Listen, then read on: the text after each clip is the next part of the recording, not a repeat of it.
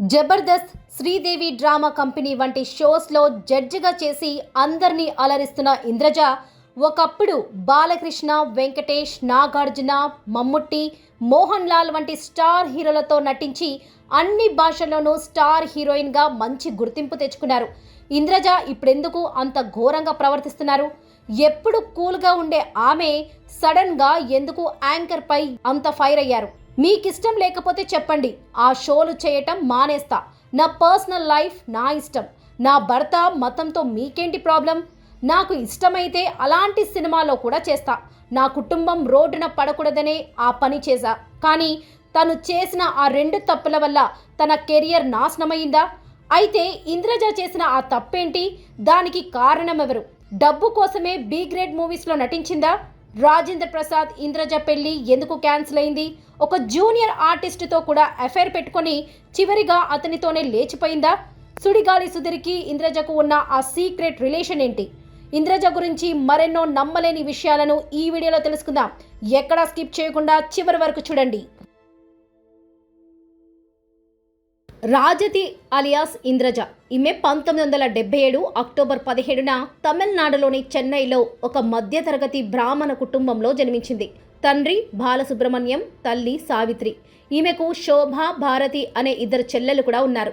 ఇక ఇంద్రజ పూర్వీకులు చిత్తూరు జిల్లాకు చెందిన వారై ఉండి ఆ తర్వాత పని నిమిత్తం తమిళనాడులోని తంజావూరుకు వెళ్లి స్థిరపడ్డారు. అలా ఆమె తండ్రి కర్ణాటక సంగీత గాయకుడిగా ఉంటూ కొన్ని సినిమాలలో కూడా పాడగా తన తల్లి మ్యూజిక్ టీచర్గా పనిచేస్తూ ఉండేది. ఇక ఈమె తల్లిదండ్రుల పెళ్లి 5 సంవత్సరాల తర్వాత ఇంద్రజ మొదటి సంతానంగా జన్మించడంతో చిన్నప్పటి నుంచి చాలా గారాబంగా పెంచారు. ఇంద్రజ తన స్కూల్ను చెన్నైలోని సెంట్రల్ స్కూల్లో చదివింది. చదువుల్లో చురుగ్గా ఉన్న ఇంద్రజకు చిన్నప్పటి నుంచి క్లాసికల్ డాన్స్ పై మక్కువ ఎక్కువగా ఉండేది. స్కూల్ ప్రోగ్రామ్స్లలో కూడా పాల్గొంటూ బహుమతులు గెలుచుకుంటూ ఉండేది. ఆ కాలంలో ఈమె టాలెంట్ ని చూసి అందరూ ఆశ్చర్యపోవడంతో ఇంద్రజ తల్లిదండ్రులు తమ కూతురు శ్రీదేవిలా బాలనటిగా సినిమాలోకి తీసుకొస్తే మంచి పేరుతో పాటు డబ్బు కూడా వస్తుందని సినిమాలో ట్రై చేయడం మొదలుపెట్టారు. అంతేకాకుండా అప్పటికే వీరు చేస్తున్న కచేరీలకు తక్కువ పేమెంట్ రావడం, అలా ఒక స్టేజ్లో ప్రోగ్రాంలు కూడా ఆగిపోవడంతో ఆర్థిక ఇబ్బందులు వచ్చి కూతుర్ని సినిమాలో నటింపజేయాలని డిసైడ్ అయ్యారు. ఇక ఇంద్రజ తండ్రికి అప్పటికే తంగ మాస్టర్ అనే అతనితో మంచి పరిచయం ఉండగా అతని సహాయంతోనే పి వాసు డైరెక్షన్లో రజనీకాంత్ హీరోగా చేసిన వాలి అనే మూవీలో ఇంద్రజకు బాలనటిగా అవకాశం వచ్చింది. అలా ఈ మూవీ 1983లో రిలీజ్ అయి సూపర్ హిట్ అయిన ఇంద్రజ క్యారెక్టర్కు అంతగా గుర్తింపు రాలేదు. ఇక ఆ తర్వాత చిన్న చితక మూవీస్లో క్యారెక్టర్స్ చేస్తూ రవికుమార్ డైరెక్షన్లో పురుష లక్షణం అనే మూవీలో ఒక పాత్రను చేసిన వాటి వల్ల తనకు ఎటువంటి గుర్తింపు రాలేదు. ఈ క్రమంలోనే ఆర్థిక ఇబ్బందులు మరింత పెరిగి ఇచ్చిన వారు ఇంటి మీదికి వచ్చి గొడవ చేయడంతో ఇంద్రజ తండ్రి తన కూతుర్ని ఎలాగైనా సినిమాలో హీరోయిన్ చేస్తే ఇబ్బందులు పోతాయని 9వ తరగతి చదువులకు ఫుల్ స్టాప్ పెట్టించి కేంద్రానికి ఒక ఫోటోషూట్ చేసి మద్రాస్లో ఉండే ఆర్టిస్ట్ క్వార్టర్స్కు తన ప్రొఫైల్ ఇవ్వడం జరిగింది. ఇక ఇలా ఉన్నప్పుడే భరత్ అనే డైరెక్టర్ శ్రీకాంత్ హీరోగా జంతర్ మంతర్ అనే మూవీని ప్లాన్ చేసి అందులో హీరోయిన్ వెతకడం కోసం చెన్నైకి వెళ్ళడం జరిగింది. ఇక అక్కడే ఆర్టిస్ట్ కార్డ్ ద్వారా ఇంద్రజ ఫోటోలను చూసి అతను తన హోటల్కు రప్పించుకొని ఆడిషన్ చేయగా ఇంద్రజ రూపం మరియు యాక్టింగ్ తనకు బాగా నచ్చడంతో వెంటనే అతను ఎంపిక చేశాడు. జంతర్ మంతర్ మూవీ షూటింగ్ జరిగేటప్పుడు రాజతిగా ఉన్న తన పేరును డైరెక్టర్ భరత్ ఇంద్రజగా మార్చడం జరిగింది. అలా అప్పటి నుంచి తన ఫ్యామిలీ కోసం మరియు ఆర్థిక పరిస్థితుల కోసం సినిమాలో ఎదురయ్యే అన్ని ప్రాబ్లమ్స్ను ఫేస్ చేయాల్సి వచ్చింది. అలా ఆ తర్వాత ఎస్వి కృష్ణారెడ్డి గారు యమలీల మూవీ చేయాలని డిసైడ్ చేసి అందులో హీరోయిన్ కోసం వెతుకుతుండగా భరత్ ఫ్రెండ్ అవడంతో ఒకసారి జంతర్ మంతర్ షూటింగ్కి వెళ్ళగా అక్కడ ఇంద్రజను చూసి ఎస్వి కృష్ణారెడ్డి గారు తమ మూవీలో హీరోయిన్ పాత్రకు ఇంద్రజ బాగా సెట్ అవుతుందని ఫిక్స్ అయ్యి వెంటనే యమలీల మూవీలో హీరోయిన్గా ఫిక్స్ చేయడం జరిగింది. ఈ కాలంలో 2 మూవీ షూటింగ్స్ జరుగుతున్నప్పుడే ఈవీవి సత్యనారాయణ గారి డైరెక్షన్లో నాగార్జున హీరోగా చేసిన హలో బ్రదర్ మూవీలో రంభా, ఆమనితో పాటు ఇంద్రజకు కూడా ఐటమ్ సాంగ్ చేసే అవకాశం రాగా తనకు హీరోయిన్గా ఇచ్చే పేమెంట్ కన్నా 2 రెట్లు ఎక్కువ డబ్బు వస్తుందని ఐటమ్ సాంగ్ చేసేందుకు ఒప్పుకుంది. అలా జంతర్ మంతర్ మూవీ 1994లో రిలీజ్ అయి ఫ్లాప్ అయినా యమలీల మూవీ 1994లో రిలీజ్ అయి సూపర్ డూపర్ హిట్ అవ్వడంతో ఇంద్రజ లుక్ మరియు యాక్టింగ్కు అవకాశాలు వెతుక్కుంటూ వచ్చాయి. దీంతో గుణశేఖర్ డైరెక్షన్లో నరేష్ హీరోగా సొగసు చూడతరమా మూవీలో పైగా ఆ మూవీ 1995లో రిలీజ్ అయింది. ఇంద్రజ యాక్టింగ్ ను చూసి తనని అందరూ స్టార్ హీరోయిన్ అవుతుందని అనుకున్నారు.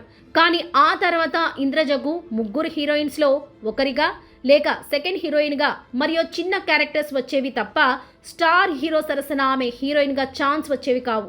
ఒకవేళ ఇంద్రజకు సోలో హీరోయిన్ గా ఛాన్స్ వచ్చినా కూడా ఎక్స్పోజింగ్ క్యారెక్టర్స్ ఎక్కువగా రావడంతో తను స్టార్ హీరోయిన్ గా ఎదగలేకపోయింది. ఈ క్రమంలోనే బాలకృష్ణతో పెద్దన్నయ్య అనే మూవీలో హీరోయిన్ గా చేయగా ఆ టైంలో ఇంద్రజ ప్రెస్ కు ఒక ఇంటర్వ్యూ ఇచ్చింది. అలా ఇకపైన తను చిన్న చితక హీరోలతో మూవీస్ చేయనని స్టార్ హీరోతో మాత్రమే చేస్తానని చెప్పడంతో అప్పటి నుంచి అవకాశాలు రావడం పూర్తిగా తగ్గిపోయాయి. తన కుటుంబం మొత్తం మీద ఆర్థికంగా డిపెండ్ అయి ఉండడంతో మళ్ళీ తనకు వచ్చే పాత్రలు చేయాలని డిసైడ్ అయింది. అలా బాలరాజు, బంగారు పెళ్ళం, ఆస్తి మూరెడు, ఆశభారెడు, సర్వర్ సుందరం గారి అబ్బాయి అనే మూవీస్ చేయగా ఆ మూవీస్ అన్ని రిలీజ్ అయి అంతగా ఆడలేదని చెప్పొచ్చు. ఇక ఒక స్టేజ్లో స్టార్ హీరోలు లేక డైరెక్టర్ సపోర్ట్ ఉంటేనే ఇండస్ట్రీలో ఎదగగలమని తెలుసుకున్న ఇంద్రజ అప్పట్లో స్టార్ హీరోగా ఉన్న రాజేంద్ర ప్రసాద్ గారితో వద్దు బావా తప్పు అనే మూవీ చేసేటప్పుడు ఈమెకు అతనితో మంచి స్నేహం ఏర్పడింది.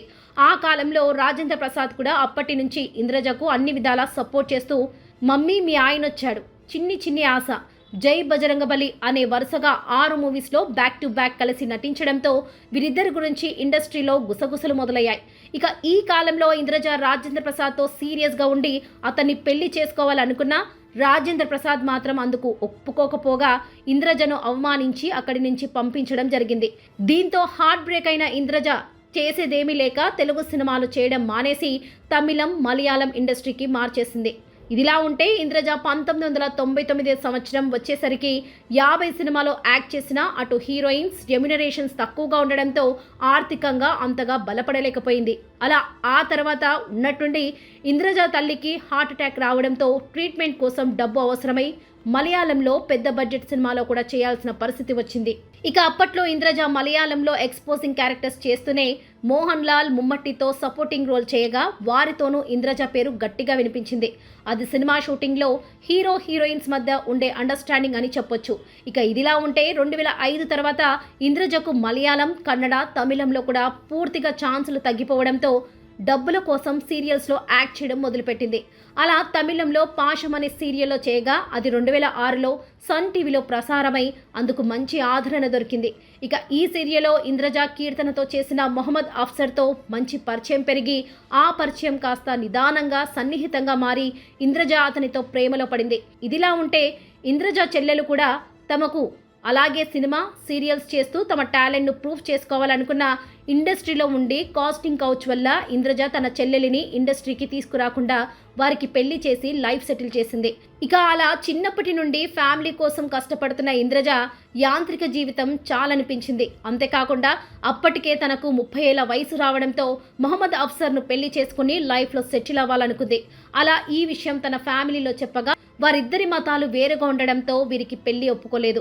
ఇక మరోవైపు అఫ్సర్ ఇంట్లోనూ హీరోయిన్ను పెళ్లి చేసుకోవడం ఇష్టం లేక వీరి పెళ్లికి అంగీకరించలేదు. దీంతో వీరిద్దరూ చేసేదేమీ లేక ఇంట్లో నుంచి పారిపోయి 2006లో రిజిస్టర్ మ్యారేజ్ చేసుకుని ఒకటయ్యారు. ఇక ఇంద్రజ పెళ్ళయ్యాక అటు సినిమాలకు ఇటు సీరియల్స్కు ఫుల్ స్టాప్ పెట్టేసి ఫ్యామిలీ లైఫ్ను ఎంజాయ్ చేయాలనుకుంది. అలా వీళ్ళ అన్యోన్య సంసారానికి గుర్తుగా ఒక అబ్బాయి, ఒక అమ్మాయి జన్మించారు. ఇక పిల్లలకు 5 సంవత్సరాలు వచ్చేంత వరకు అన్ని బాగానే సాగినా ఆ తర్వాత ఇంద్రజ భర్తకు సీరియల్స్లో ఛాన్సులు రాక ఆర్థిక ఇబ్బందులు ఎదురవడంతో మళ్ళీ ఇంద్రజ సినిమా, సీరియల్స్లో యాక్ట్ చేసే పరిస్థితి వచ్చింది. అలా 2014లో దిక్కులు చూడకు రామయ్య అనే మూవీతో ఒక సపోర్టింగ్ రోల్ చేయడం ద్వారా ఇంద్రజ తెలుగులో తన సెకండ్ ఇన్నింగ్స్ స్టార్ట్ చేసింది. ఇక సినిమాలతో పాటు సీరియల్స్లో కూడా చేస్తూ సుందరకాండ, ఆన్ పావం భైరవి వల్లి అనే సీరియల్స్లో చేస్తూ కొంతవరకు ఆర్థికంగా బలపడింది. ఇదిలా ఉంటే అప్పట్లో రాజేంద్ర ప్రసాద్, ఇంద్రజ జోడీ హిట్ అవడంతో తర్వాత రాజేంద్ర ప్రసాద్కు ఫాదర్ క్యారెక్టర్లో, ఇంద్రజకు మదర్ క్యారెక్టర్లో చాలా మూవీస్లో ఛాన్సులు వచ్చినా తనకు రాజేంద్ర ప్రసాద్ మీద ఉన్న కోపంతో వాటన్నింటినీ రిజెక్ట్ చేసింది. అలా తర్వాత ఒక స్టేజ్లో సినిమా పెద్దలు వీరిద్దరిని కాంప్రమైజ్ చేయడంతో శమంతకమణి మూవీ ద్వారా వీరిద్దరూ కలిసి చేయడం మొదలుపెట్టారు. ఆ తర్వాత మాచర్ల నియోజకవర్గంలో కూడా కలిసి యాక్ట్ చేయడం విశేషం. ఇదిలా ఉంటే ఇంద్రజ సుడిగాలి సుధీర్తో సాఫ్ట్వేర్ సుధీర్ అనే మూవీలో కలిసి చేయడం జరిగింది. ఇక ఈ మూవీ తర్వాత ఇంద్రజ సుడిగాలి సుధీర్ గురించి మీడియాలో నానా రకాలుగా కథలు ప్రచురింపబడ్డాయి. అంతేకాకుండా సుధీర్ ఇంద్రజను జబర్దస్త్ ప్రోగ్రాంకు జడ్జిగా రికమెండ్ చేశాడనే వార్తలు వైరల్ అవ్వడంతో ఇంద్రజ ఒక ఇంటర్వ్యూలో మాట్లాడుతూ సుధీర్ తన కొడుకు లాంటి వాడని, ప్రోగ్రామ్స్లో డైరెక్టర్లు ఇచ్చే కాన్సెప్ట్ మీద తాము ఇస్తామని చెప్పడంతో ఈ వార్తలకు ఫుల్ స్టాప్ పడ్డాయి. ఇక ఇప్పుడు ఇంద్రజ శ్రీదేవి డ్రామా కంపెనీ, తగ్గేదెలే తమిళ్లో, జీవి ఫంక్షన్ మలయాళంలో, కామెడీ సూపర్ నైట్ వంటి బ్యాక్ టు బ్యాక్ ప్రోగ్రామ్స్ కు జడ్జిగా వ్యవహరిస్తూ బిజీగా ఉంటుంది. ఇప్పటి వరకు ఇంద్రజ కన్నడ, తెలుగు, తమిళ, మలయాళ భాషల్లో కలిపి 95 సినిమాలో యాక్ట్ చేసింది. మీకు ఇంద్రజ నటించిన సినిమాలో ఇష్టమైనది కామెంట్ సెక్షన్లో తప్పకుండా తెలియజేయండి. ప్రజలు, మనిషి పరిచయం వేరు, సహాయం వేరు. పరిచయం ఉన్న మనిషి సహాయం చేస్తాడన్న నమ్మకము లేదు. సహాయం చేసే మనిషి పరిచయం ఉండాల్సిన అవసరము లేదు. ఇది ఫ్రెండ్స్, నటి ఇంద్రజ గురించి కొన్ని నమ్మలేని నిజాలు. ఈ వీడియో మీద మీ అభిప్రాయాన్ని కామెంట్ సెక్షన్లో తప్పకుండా తెలియజేయండి.